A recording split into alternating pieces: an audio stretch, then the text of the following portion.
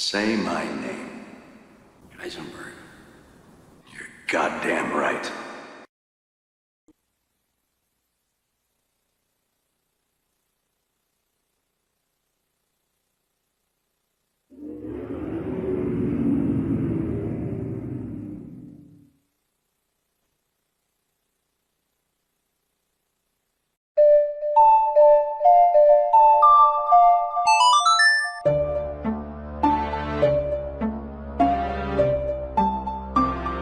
Majora's Mask is not your typical game, especially talking about one of the most popular franchises in the video game industry. It's considered by many as the black sheep for its dark themes, and at the same time one of the greatest, if not the greatest, Zelda game ever made.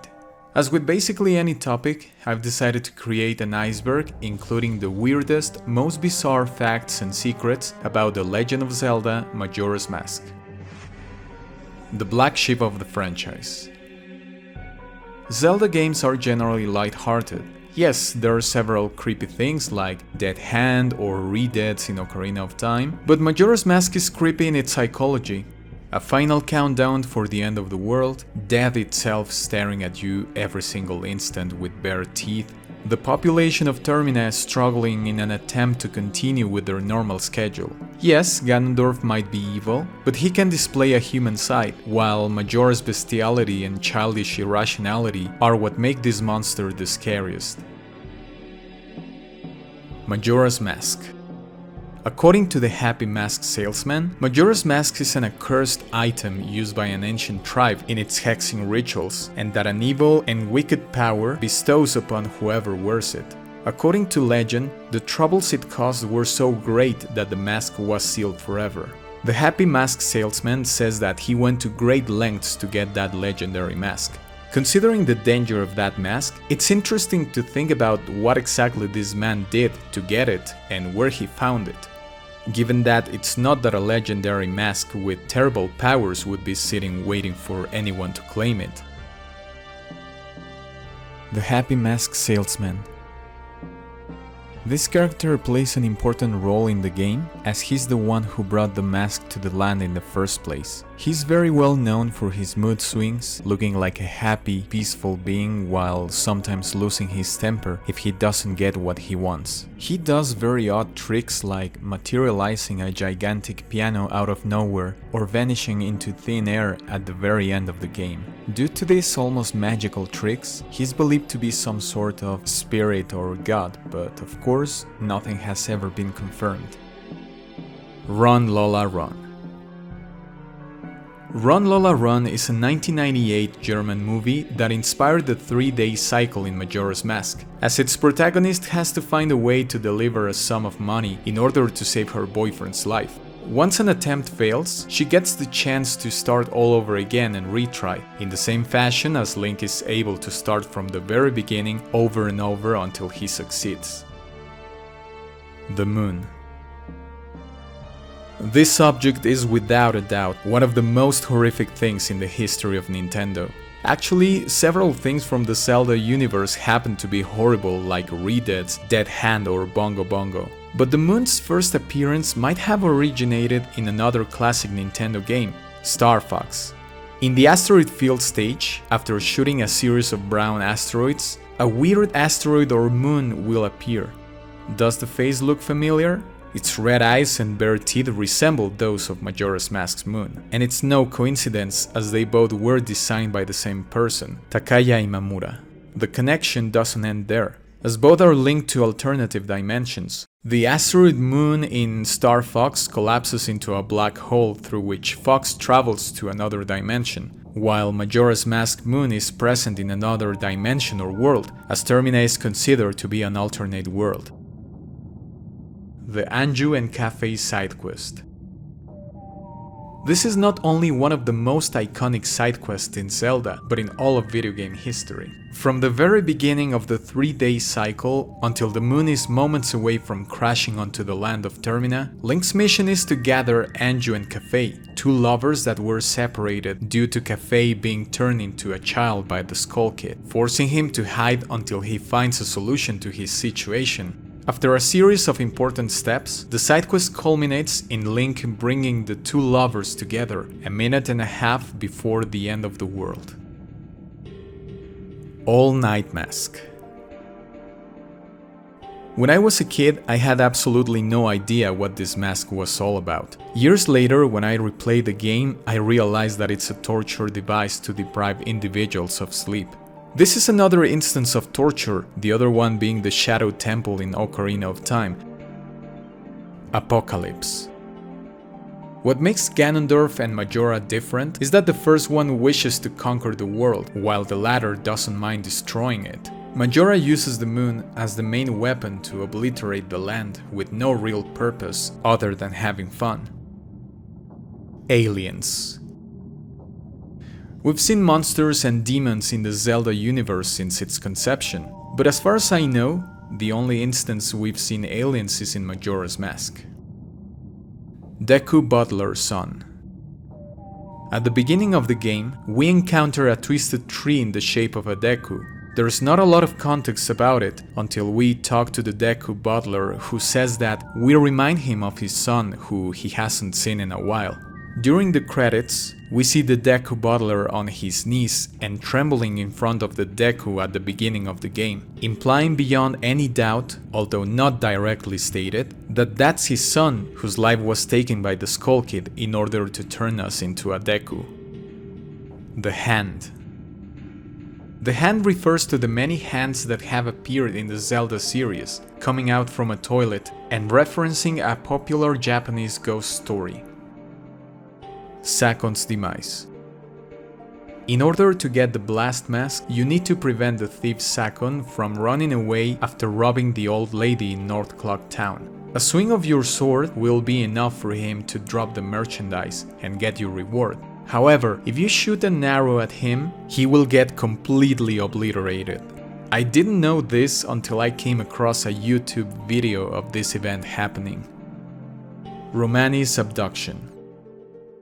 Even to this day, I feel stressed whenever I play that part in which I have to defend Romani's ranch from aliens, because if I fail, they will abduct Romani. And the result is a depressed, traumatized Romani disconnected from reality due to whatever aliens did to her. As if the game wasn't depressing enough, failing this side quest will definitely turn things darker. Ancient Tribe. According to legend, an ancient tribe used Majora's Mask in its hexing rituals. Some people have wondered who this tribe might be, and once Twilight Princess was released, they theorized that this tribe could have been the Interlopers, a group of Hylians that mastered powerful magic in order to claim the Triforce for themselves. The main connection is that, to my knowledge, there are a few instances in which a group of characters in the Zelda universe are called tribes. Both of them are ancient and known for their dark magic. Another hint is the shape of the fused shadow. This object's eye bears a striking resemblance with Majora's Mask. There's no official connection confirmed, but this has led people to think that the Interlopers created Majora's Mask with their dark power. Elegy of Emptiness statues. What do all transformation masks have in common? The Deku Butler's son, Dormani, and Mikau are all dead. This is evident if we look at the lifeless expressions of the statues generated by the song. These heartless shells have an eerie look, especially Link's shell, which later would play a central role in one of the most popular and iconic video game creepypastas. Blasphemy toward the Triforce. In the N64 version of Majora's Mask, the blocks in the shape of humanoid creatures that Link arranges to get to the Stone Tower Temple hide a dark secret under them. This becomes evident the moment Link shoots a light arrow to invert the temple, turning the blocks upside down and revealing the most sacred symbol, the Triforce, under the crotch of the creature. Apparently, Nintendo later realized the controversy of this and removed the Triforce from this area in the 3DS version. Ben Drowned. Ben Drowned, also known as Haunted Majora's Mask cartridge, is an ARG/creepypasta created by the YouTuber Jadusable, in which a copy of Majora's Mask is possessed by the spirit of a kid named Ben. Many dedicated fans soon began discovering deeper lore into the series, such as Ben being part of a cult called the Moon Children. There are over 17 episodes of the series, with 3 parts called Ben Drowned, Moon Children, and Awakening. Ben Drowned has become renowned on the internet and has been called the most popular creepypasta of all time. The 5 Stages of Grief. This theory is as old as the game itself. It was evident that Majora's Mask's main places were linked to the 5 stages of grief. Denial of the moon falling, anger in the punishment of the monkey, bargaining for coming back to this world by Darmani, depression from Lulu, acceptance in the final temple as it wraps up Link's journey. In a recent interview with Eiji Aonuma, he revealed there is some truth behind this very old fan theory. The Fierce Deity's Mask. Perhaps one of the most enigmatic objects in the whole Zelda universe, the Fierce Deity's Mask is obtained when Link gathers all the masks and presents them to the Moonchild wearing Majora's mask. Once again, Majora's irrationality is evident as he states that Link only possesses weak masks, and in turn, he gives young Link this lethal weapon. Its in-game's description reads, "Could this mask's dark powers be as bad as Majora?" stating that somehow this object possesses an evil power similar to that of Majora. A gossip stone provides the other piece of information in the game about it. The Fierce Deity's Mask, a mask that contains the merits of all masks, seems to be somewhere in this world. How and when Majora found this mysterious mask that canonically ended its existence at the hands of the Hero of Time might forever remain a mystery. The last explanation about the Fierce Deity's Mask was provided by Eiji Aonuma. The best I can give you is just a suggestion. The best way to think about it is that the memories of all people of Termina are inside the Fierce Deity's Mask. There are many theories, but a way to interpret this item is that the people of Termina who suffered the disgraces that Majora brought to the land gave birth to this mask, that also happens to resemble the Hero of Time in his adult form. It's as if their wishes to end the calamity made Link come across Termina to exterminate this pure evil. Tetraforce. The Tetraforce is a theory that arose from the fact that Fierce Deity Link has an emblem of a triangle on the left side of his chest. This is a similar triangle that shows on the Hylian shield, and that led many to speculate that another triangle complemented the Triforce, turning it into a Tetraforce, and that Fierce Deity Link's huge power originated from it. Nothing in the Zelda universe has ever referenced or mentioned a Tetraforce, so it's reasonable to think that said triangle is just a mere decoration for Oni Link's armor. Crescent Moon. While the crescent moon was the main symbol of the Gerudos in the first versions of Ocarina of Time and was removed to avoid religious references, the crescent moon on this iceberg refers to the one on the right side of Fierce Deity Link's chest. This led some people to believe that this character was the spirit of the moon fighting the evil that possessed it, but same as with the triangle or Tetraforce, it most likely has an ornamental purpose. The Moon Children. These children that are found inside the moon share an odd feature besides wearing the masks of the 4 bosses. A closer view reveals that the Moon Children resemble the Happy Mask Salesman, and although their maskless N64 models have no face, the 3DS remake contained the face of the Happy Mask Salesman. Cremia's Hug. Cremia's Hug refers to a not very well known cutscene in which Cremia hugs Link after defending the milk cargo. The reason why it's not well known is that originally Cremia rewards Link with Romani's mask, and after that there is no real reason to do the same side quest after obtaining the prize. However, there were people that did and found out that Cremia has nothing else to offer, so she hugs Link in a gesture of gratitude. Link's Training. Another obscure cutscene found within the game's files is that of Link training with one of the Great Fairies in order to recover his magic meter. We can see the hero of time doing push-ups and crunches in animations unique to these deleted cutscenes. Adult Link's Mask. The Adult Link's Mask is a beta item that was originally intended to be used in the game. The fact that young Link was able to use all items Adult Link from Ocarina of Time could use rendered the mask useless and was later replaced with the Fierce Deity's mask. Identity Theft.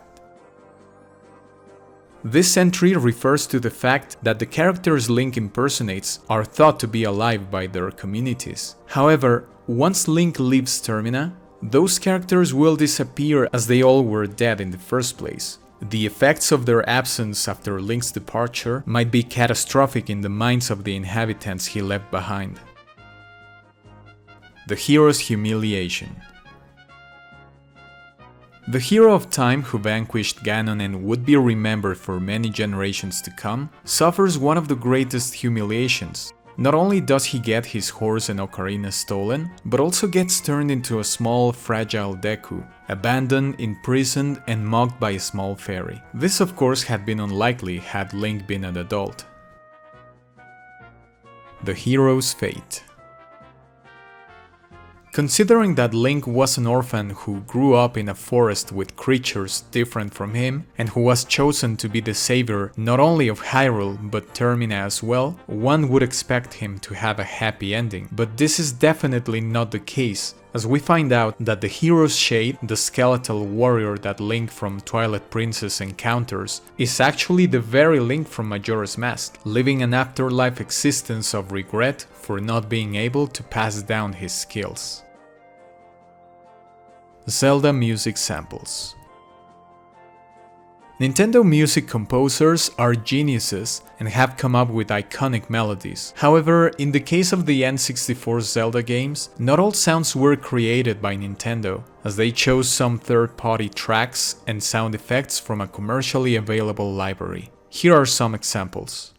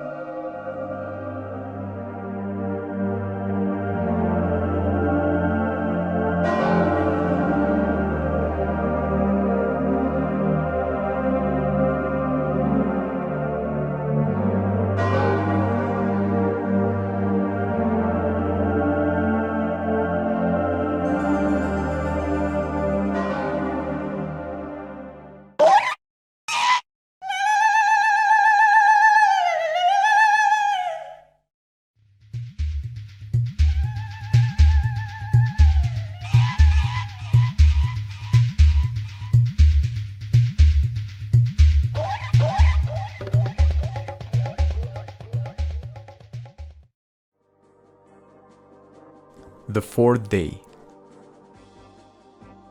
The mythical Fourth Day refers to both the ending of Majora's Mask and also a glitch that occurs when Link uses the telescope at the observatory and stops using it milliseconds before the moon is about to crash.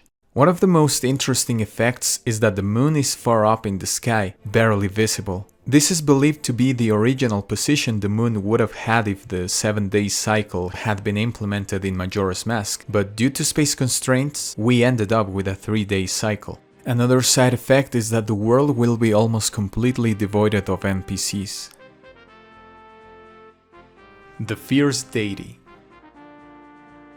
If the Fierce Deity's mask is one of the most enigmatic items in the Zelda universe, a more mysterious aspect is the Fierce Deity itself. Given its name, it's supposed to hold the soul of a dark, wrathful god. Some people have theorized that the man who killed Majora in the manga has a strong resemblance to the Fierce Deity, or that maybe this god is the Terminian counterpart of Link, in the same fashion as Hylians have a Terminian alter ego. One of the most interesting theories about Fierce Deity is that this god is as Link as Hylia is to Zelda and Demise to Ganondorf, the origin of the endless incarnations of Link throughout time. However, a more recent theory suggests that the idea of the Fierce Deity is strongly connected to Buddhism. In Buddhism, there are wrathful beings known as fierce deities, which are in fact enlightened Buddhas that seek to destroy obstacles to enlightenment. Such beings, from a Western perspective, would have to look compassionate, but in reality, they look like demons tasked with destroying human vices, and in order to defeat evil, they need to look this way and act violently in order to achieve enlightenment. The paradise found inside the moon, especially the tree in the center of the field, might be a reference to the tree under which Buddha achieved enlightenment.